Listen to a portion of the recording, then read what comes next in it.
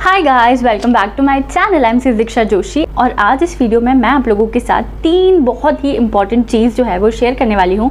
Exam से related आपकी जो आने वाली एग्जाम्स है वो उसमें आपको काफ़ी मदद करेंगी and these 3 things are really very very very important. So I request you all to watch this video till end. काफ़ी छोटी सी वीडियो होगी तो आप एंड तक ज़रूर देखना। तो नंबर 1 इज़ टाइम मैनेजमेंट। देखो, आपको एग्जाम देने के लिए ना 3 घंटे दिए गए हैं, मतलब 3 आवर्स में आपको आपके एग्जाम्स जो है वो लिख के आना है। आपको आपके सारे आंसर्स जो है वो लिख के आना है और एग्जामिनर जो है ना उसको नहीं पता है कि आपने कितनी मेहनत की है, उसको ये भी नहीं पता है कि आपने कितना हार्ड वर्क किया है, आपने क्या क्या स्ट्रगल्स किए हैं।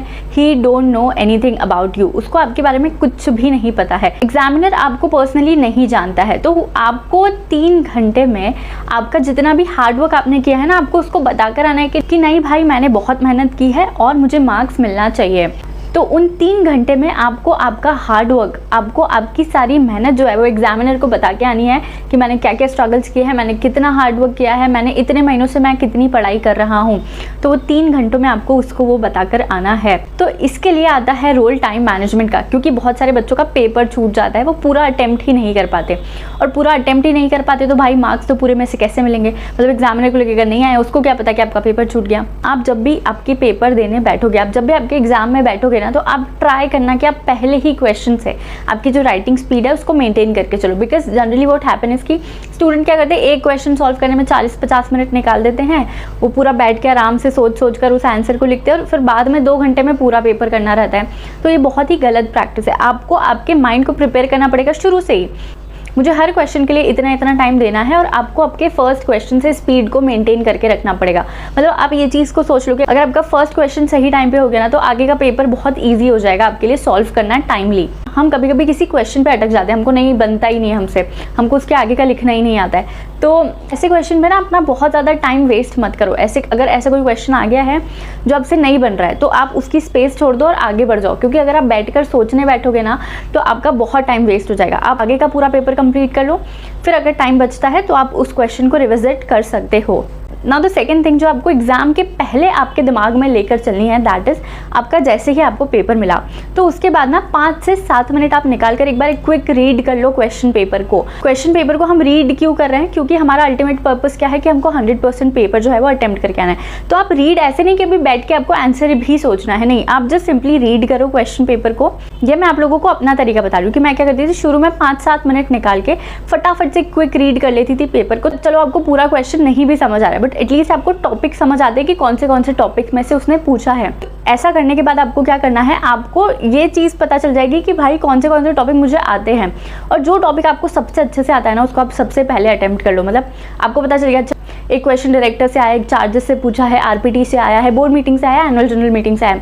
अभी चलो मुझे पता है कि मेरा डायरेक्टर्स वाला पार्ट बहुत अच्छे से हुआ है, तो सबसे पहले आप जाके उसी क्वेश्चन पर जाके उसको लिखना शुरू कर दो। जो हमारा 5 मिनट एनालिसिस है ना, ये तो उससे क्या होगा, आपको एटलीस्ट टॉपिक पता चल जाएंगे कि कौन से टॉपिक में पूछा है और मुझे कौन से टॉपिक में आता है, तो पहला क्वेश्चन हम वही उठा लो। क्योंकि हमारी पहली स्टेप में क्या था, टाइम मैनेजमेंट। और टाइम मैनेजमेंट के लिए मैंने आपको क्या बोला था कि अगर आपका फर्स्ट क्वेश्चन कम टाइम में बहुत अच्छे से हो गया ना, तो आगे के पेपर में फ्लो बनता है। तो इसीलिए ऐसे करने से क्या होगा, जो क्वेश्चन पहले आपको आते हैं ना, जो टॉपिक में आप ज़्यादा कॉन्फिडेंट हो ना, उनको पहले उठाकर ख़त्म करते जाओ।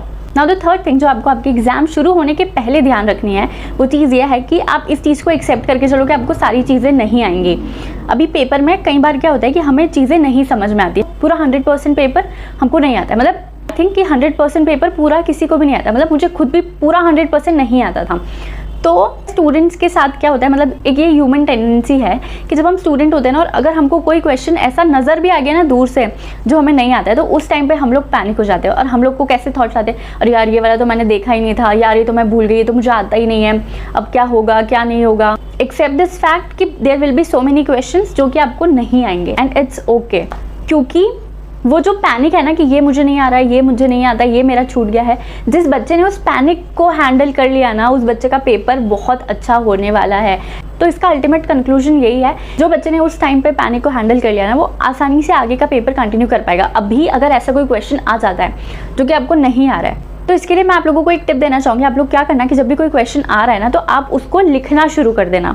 आप बैठकर ज़्यादा सोचना मत कि मुझे ऐसे लिखना है, मुझे ये लिखना है, मैं कहाँ से शुरू करूँ, कहाँ से ख़त्म करूँ। नहीं, क्वेश्चन आया डायरेक्टर्स, उसके बारे में जो आ रहा है ना उसको लिखना शुरू कर दो। एटलीस्ट एक बार आप लिखना शुरू कर दो। क्योंकि आप जितना ज़्यादा सोचने बैठोगे ना तो आपका टाइम वेस्ट होगा। और जब हम ज़्यादा सोचते हैं ना चीज़ों को तो हमको कुछ समझ नहीं आता है। नहीं भी आ रहा है ना तो आप उसको एटलीस्ट एक बार लिखना शुरू करो। तो हो सकता है कि आप थोड़ा बहुत लिखना शुरू करोगे तो आगे की चीज़ें आपको ऑटोमेटिकली याद आ जाएगी। पैनिक नहीं होने के लिए एक और चीज़ आप कर सकते हो कि जैसे ही कोई ऐसी चीज़ आपको दिख रही है, नहीं आती है, उस टाइम पे आपके पास दो रास्ते, एक तो ये कि अरे मैं कैसे करूँगी, अरे ये कैसे होगा, अरे ये कैसे होगा, और दूसरा रास्ता बहुत सिंपल है, बस अपने आप को ये चीज़ बोलते रहना, you can do it, you can do it, you can do it. आप अपने आप को 3-4 बार बोलोगे ना you can do it, you can do it, तो ऑटोमेटिकली आप में कॉन्फिडेंस आने लगेगा कि नहीं भाई तू कर सकता है। तो ये चीज़ों को आप फॉलो करो। Now it's a very crucial time, तो आई रिक्वेस्ट यू ऑल कि आप आपका टाइम वेस्ट इधर उधर ना करें और अभी आपका पूरा फोकस, पूरी एनर्जी आपके एग्जाम के लिए लगाए। I wish you all the very best. अगर आपको कोई भी डाउट है एग्जाम से रिलेटेड तो feel free to comment down below. I hope you like this video and you find this video helpful. If you like this video, please like, share and comment and subscribe my channel if you have not yet subscribed, क्योंकि आगे बहुत सारी और भी videos आने वाली है। Bye bye, take care.